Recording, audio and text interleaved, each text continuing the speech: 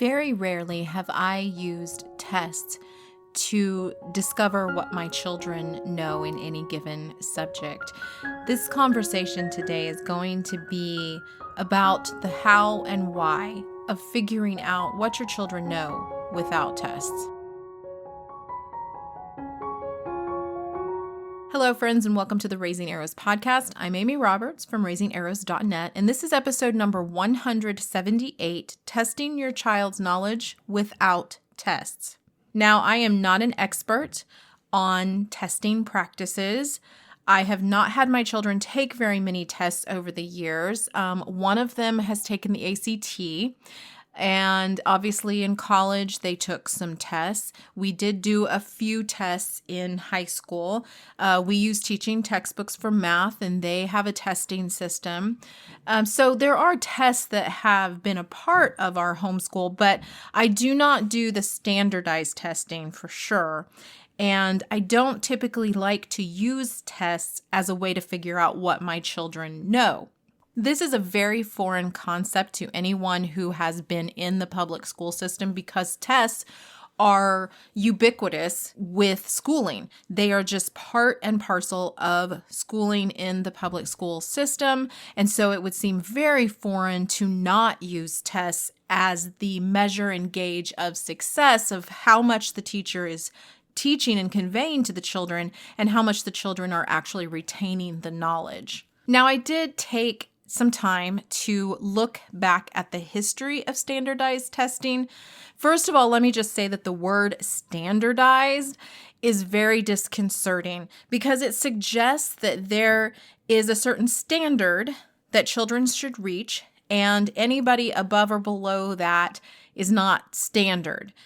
And the thing that I really find troubling is that standardized testing is really teaching to the test. Can your children take a test? Can they do what the test tells them to do? I don't think it's a very good gauge of what your children actually know. So on the NEA.org website, there is a history of standardized testing in the United States, and it's like this timeline that you can scroll through. I will have that linked down in the show notes, but it starts at 1838. And it calls that the beginning. And it says, American educators began articulating ideas that would soon be translated into the formal assessment of student achievement. Now, it's the 1840 to 1875 section that really caught my attention, and it says, shifting views on education and testing. Several main currents in the history of American educational testing are established. Formal written tests begin to replace oral examinations administered by teachers and schools at roughly the same time as schools change their mission from servicing the elite to educating the masses. Now, I feel like this is a little bit of a misnomer. Most definitely, those who were being educated best were probably the upper classes, would be what you would consider the elite. However, it's not a classism thing. It's actually a model thing.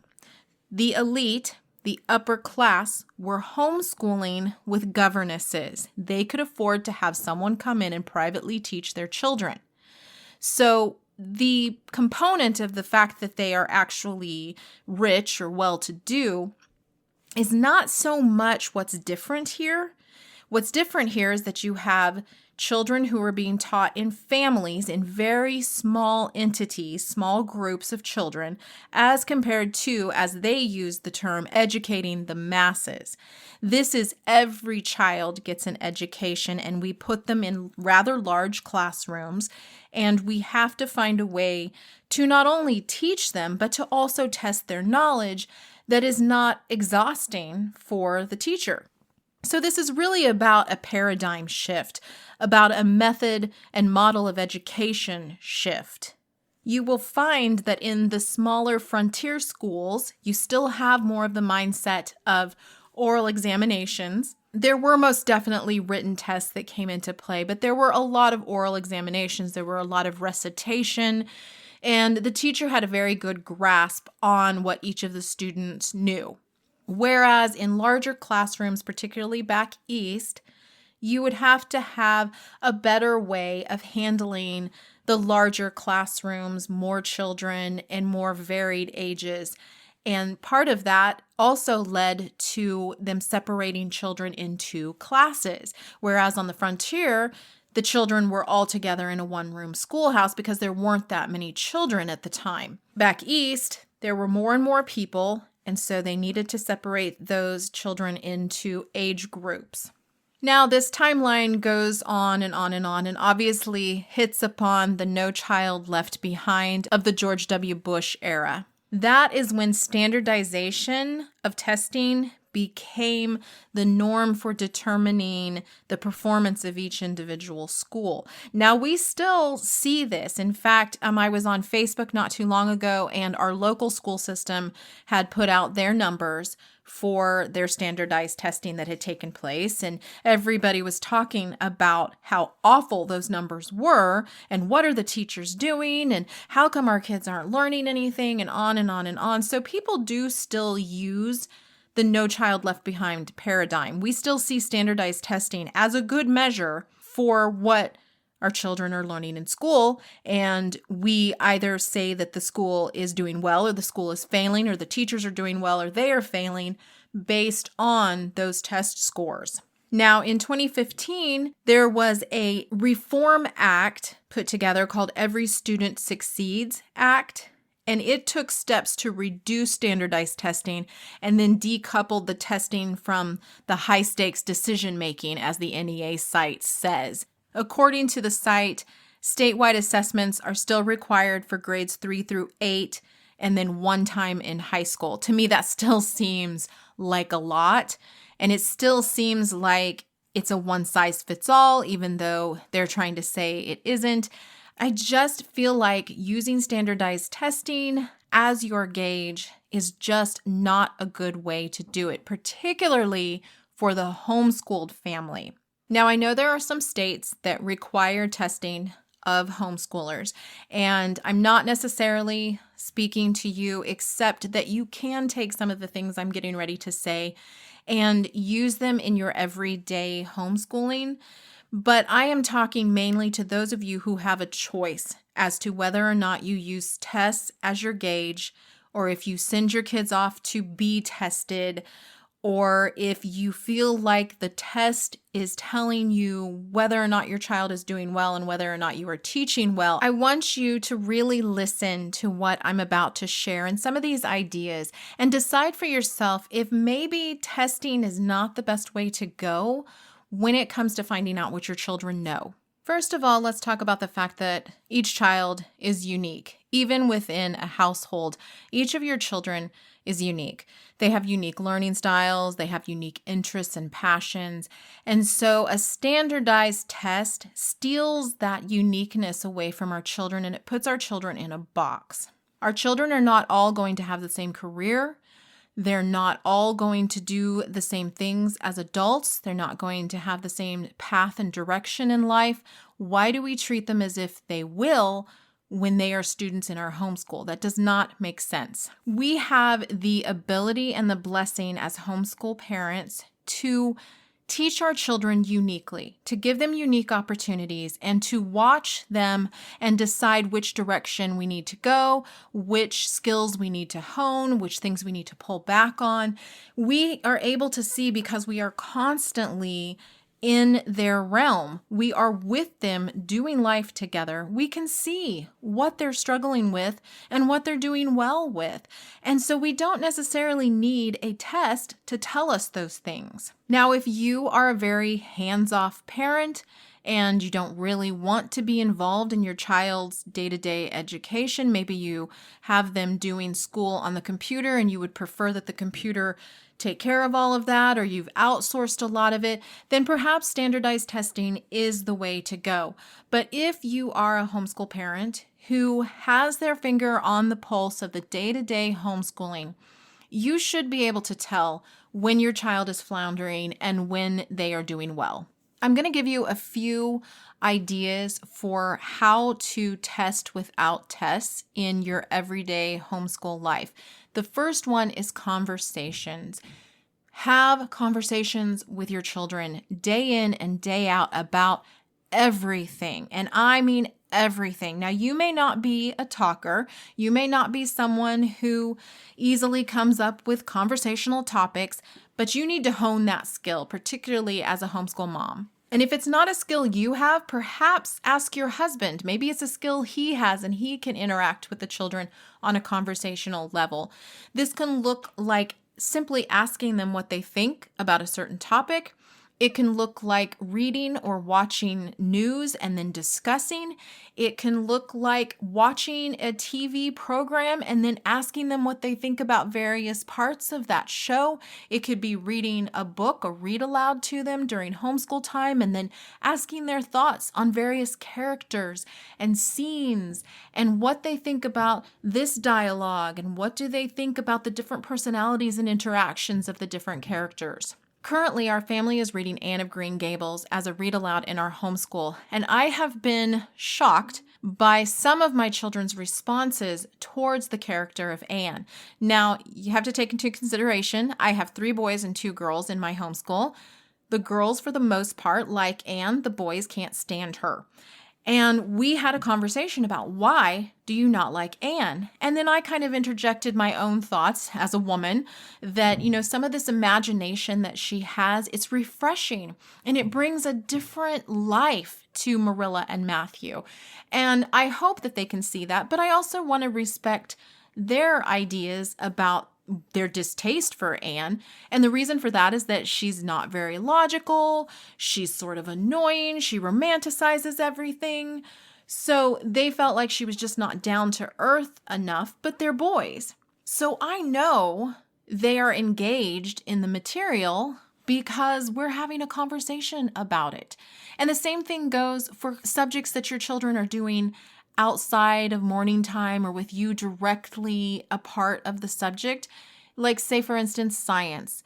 They can tell you, you can have a conversation about what they're learning in science. You will have to carve out some time for that, or you will have to take note when they bring in information that had to have come from their science lessons into a conversation in your family life, but try to engage them in conversations about the things that they're learning. And this is best done at the time of learning. There are other ways to deal with information they're getting outside of learning that you are directly giving to them. And we'll talk about that in a moment. But for instance, during morning time, we are doing history lessons. So I am constantly going back and forth with them, making sure that they are catching the information.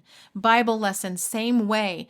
I'm reiterating, I'm going back over, I'm asking them if they understand. I'm having them respond to me. We're talking about hard subjects and difficult ideas, and going back and forth together as a family conversing about these things shows me how much they know, how much they're retaining, how much is interesting to them, what we maybe need to go over again simply by having a dialogue and a conversation about the topic. This is one of the best ways anybody learns. My favorite classes in college were the ones where we sat in a circle and discussed the book that we were reading, discussed the topic, the subjects, the ideas. It is the number one way people learn. Discussion of ideas has long been an educational model from the Greeks and the Inklings, which C.S. Lewis and J.R.R. Tolkien were a part of, to book clubs and roundtables and podcasts. All of these are conversations where people are learning things. It is definitely a strong educational model that easily shows us where our children are with the information. If we were being honest with ourselves, answering test questions correctly is not really the outcome we are looking for when it comes to education. We are looking for our children to interact with the knowledge and be able to share it, chew on it, think about it, share it with others.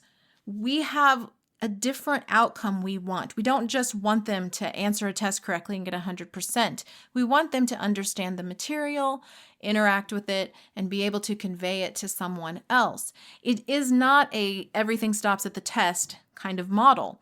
And so conversations tell us that they are able to interact with the information and then convey it to someone else. Tests are very short-sighted and short-lived.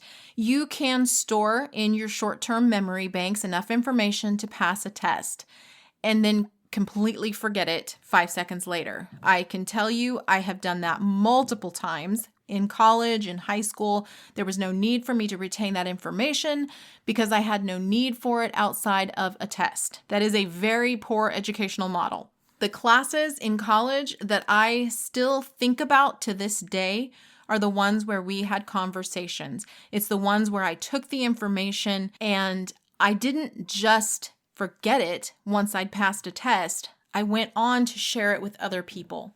The next thing that is very much like conversations is dictation.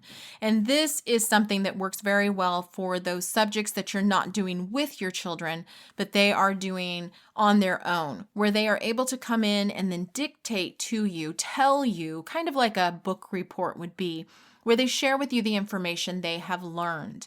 It's a little bit more teacher intensive in that you need to know the information well enough to know whether or not what they're telling you is true, and then to be able to ask some intelligent questions about it. But they are dictating to you something about the lessons that they are learning.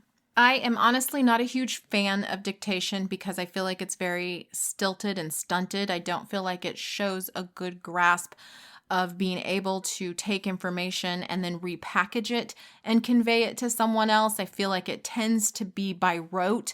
It's here's what the book said, and I just regurgitated what the book said. It seems a little too close to standardized testing for my liking, but I do think it's a good step in the right direction. I would prefer dictation over standardized testing for sure. And it's a good place to start. So if you just have your child come to you with the information that they learned from a certain section in their science book, a certain piece of reading for history, a certain section of the Bible, if you could have them just come to you and share with you what was in that section, even if it is a little rehearsed and a little bit of just I memorized what I read, that's okay to start out with. And from there, I think is a really good jumping off point for these other conversations. If you can get your child to interact with the material, not just regurgitate the material. Another thing that does really well is writing, particularly for children who enjoy writing.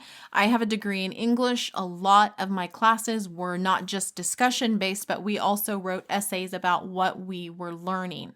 This is also a good way to teach your child, especially those who are college bound, how to write essays and then how to expand those essays into research papers.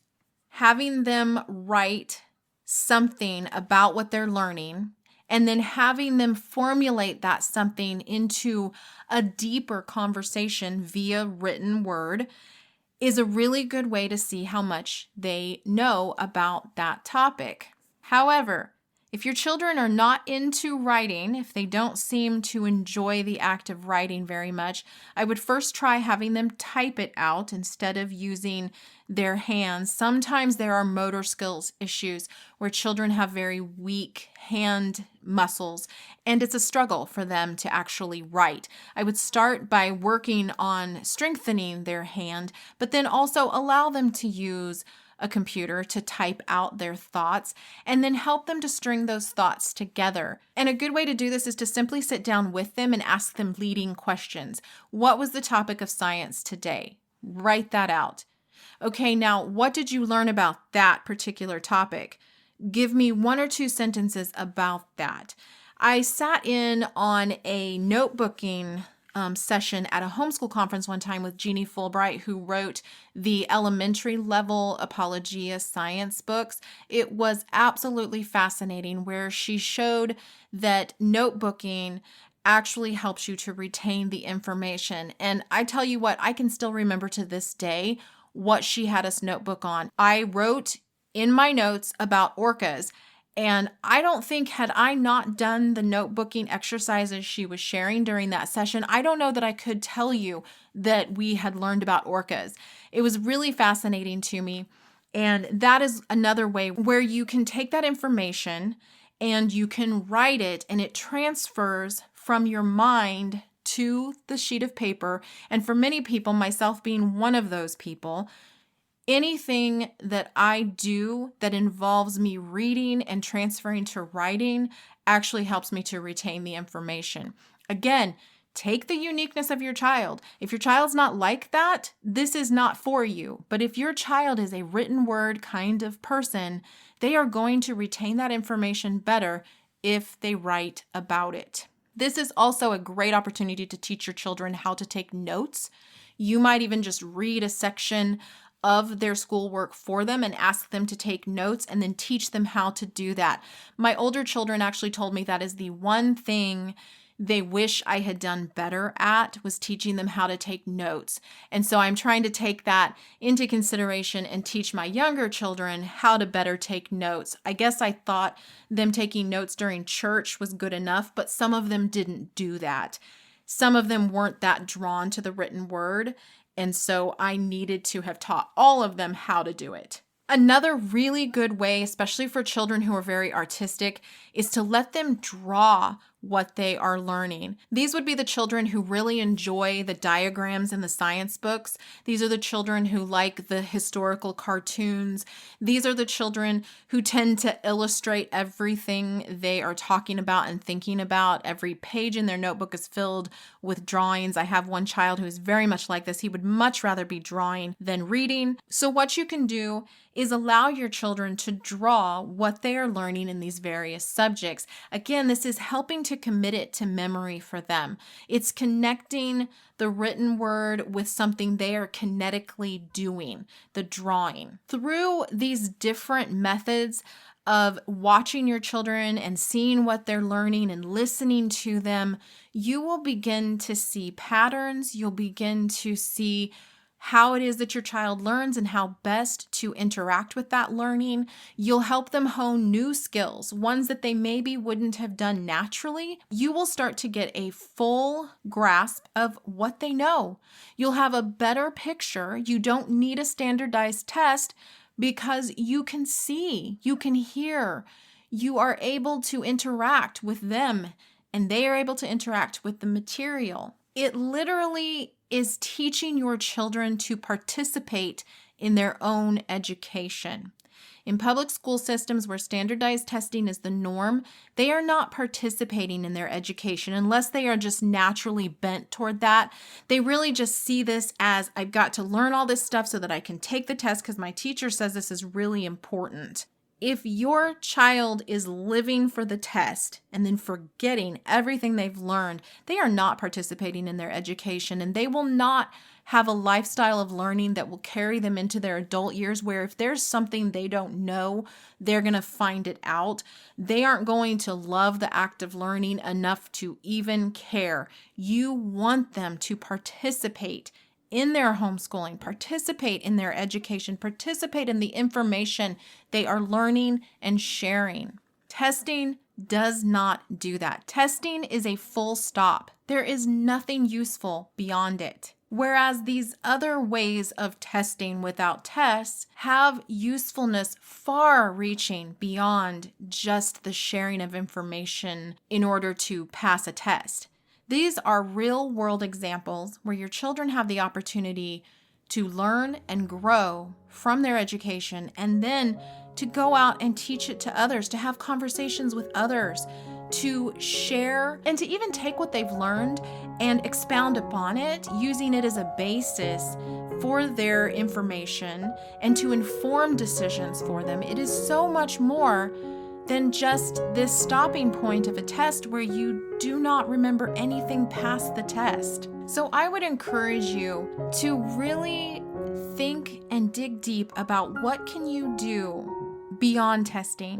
What can you do to engage your child in their homeschooling, in the subjects they're learning, and in the way that they are retaining that information. You want to know that your children are learning the information that you are teaching them, but testing is often not the best way to gauge how you're doing or how they're doing. Thank you so much for joining me here on the Raising Arrows podcast. I hope this next homeschool week is a blessed one with very few tests.